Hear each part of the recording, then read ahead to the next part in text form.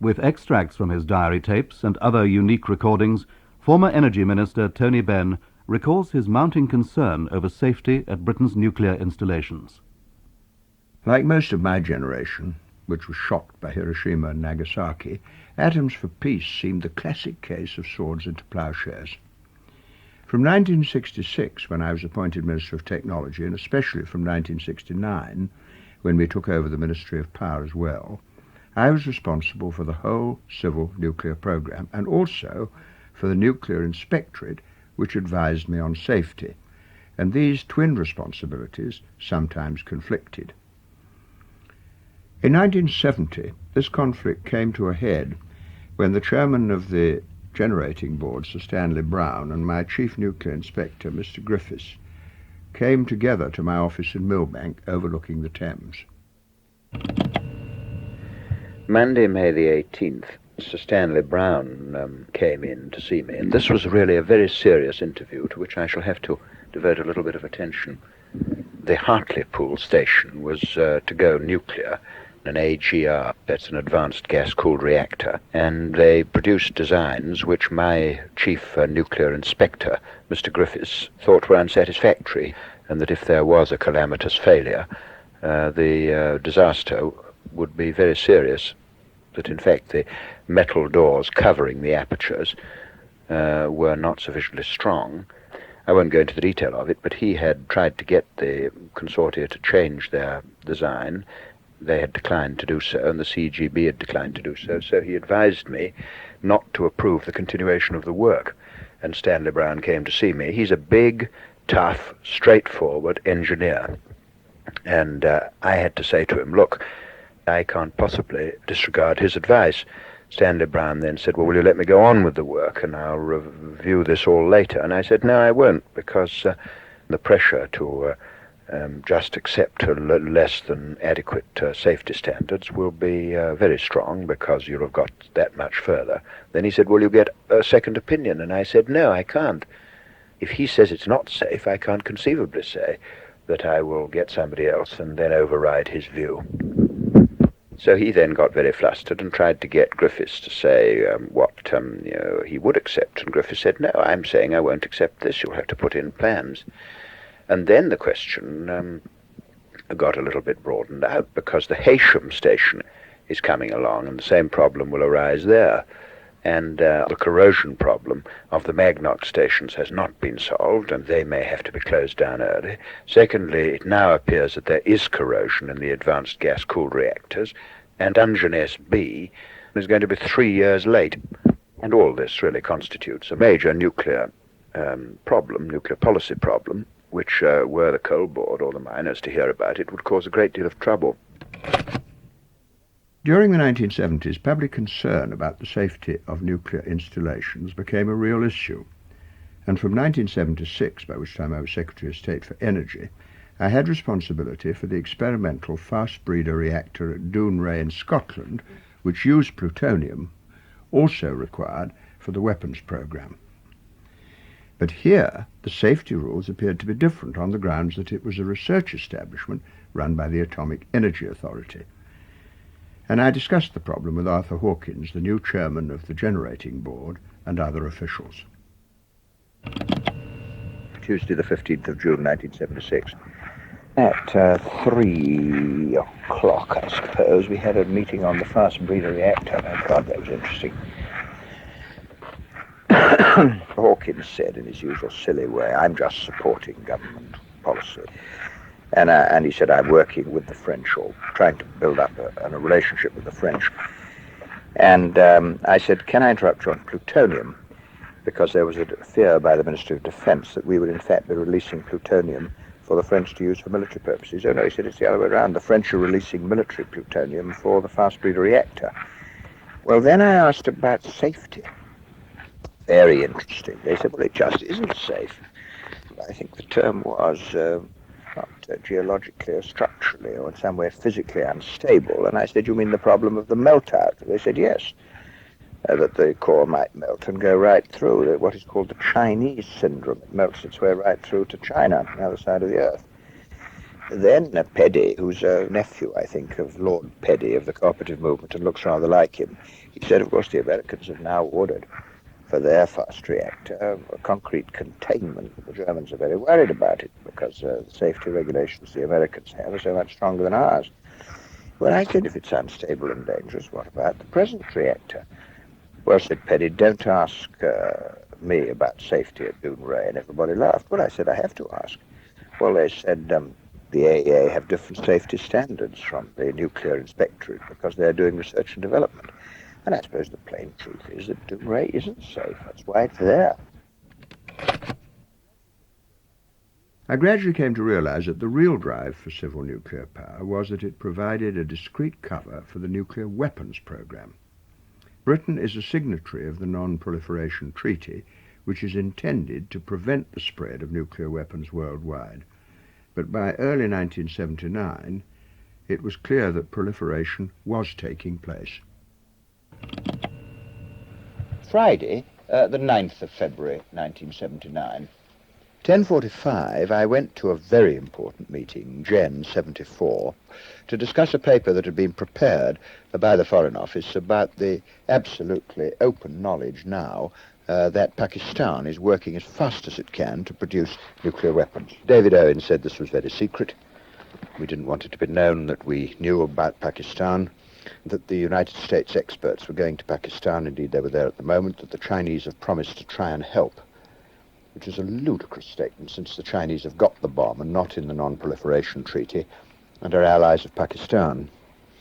Then somebody from the Ministry of Defence spoke about a committee called NUP, which I think must be Nuclear Policy, the official committee that looks after nuclear policy. I should think NUP is a very important committee, but I'd never heard of it till now. And then I said, well, look, this is really a test case. I said a couple of years ago, the experts came to the conclusion that there were so many points in a fuel cycle, from the mining of uranium through enrichment to the handling of plutonium and reprocessing, which might lead to proliferation, that the only thing that really could be done to stop it in the end would be a very powerful political response. Well, David Owen said, well, we'd better consider the pressures we can bring to bear. Fred Mulley said it must be collective. We don't want to be a lot of Boy Scouts out on our own. This was Fred Mulley, the Defence Minister, criticising me for wanting a stiff line on non-proliferation. Well, then we moved to the question of China wanting Magnox reactors. Apparently the Chinese don't want the AGR and don't want the pressure water reactor. They want the Magnox, and the reason is that the Magnox produces more plutonium, and that's, of course, what they want it for the bomb. This meeting was a turning point, really, in my thoughts about nuclear power, because I came to the conclusion at the end of it that if it came to the crunch, the British government was not serious about stopping proliferation. My own concern about nuclear safety was compounded by the realization that I was not being informed about some of the most potentially dangerous situations that arose. For example, it was not until 1977 that Sir John Hill, then chairman of the Atomic Energy Authority, told me that the fire that had taken place at Windscale 20 years earlier had been tackled by pumping 300,000 tons of water onto it, leaving the whole site contaminated. There were a series of incidents at Windscale, and in 1979, hearing of yet another one, I took the opportunity of an election visit to Merseyside to ask two of the nuclear inspectors to come and see me. The worst leak at Windscale, indeed the worst leak in the entire history of the British civil nuclear industry, was made known in late March this year. No one could say how long it had been going on. It was thought not to have been a leak from a split tank, but a valve that may have been accidentally left open. Monday, April the 23rd, I met the two nuclear inspectors about Windscale. I was a little bit late, actually. But Dr. Thackray, the superintending nuclear inspector, and Mr. Helsby, the inspector dealing with Windscale, were both there, and they explained exactly what had happened at Windscale.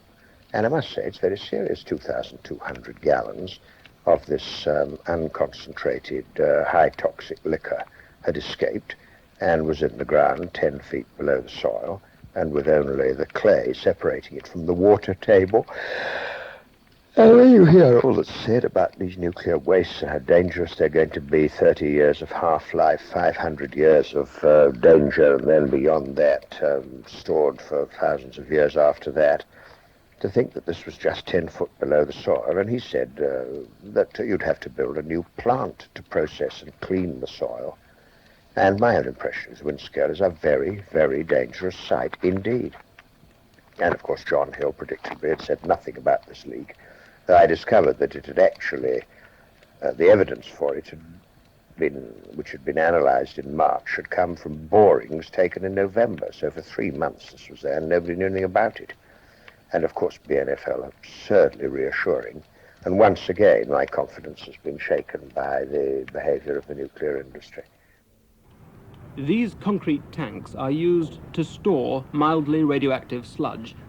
It was only recently revealed that one of them had leaked radioactive material 20 years ago. The ground beneath it is still contaminated. And in 1976 there was another major leak which the engineers still haven't managed to stop. Saturday, April the 28th, I got up about 7 and prepared myself for the visit of Sir John Hill and Dr. Dunster of the Health and Safety Executive. It was held at home, and Hill was a bit embarrassed, and Dunster was uneasy. And I mean, in effect, what happened was that John Hill said there was nothing in this leakage. So I said, well, this is the most deadly toxic waste that there's ever been. Oh, well, said Dr. Dunster, what about these chemical factories where the soil is absolutely sodden with poisonous materials?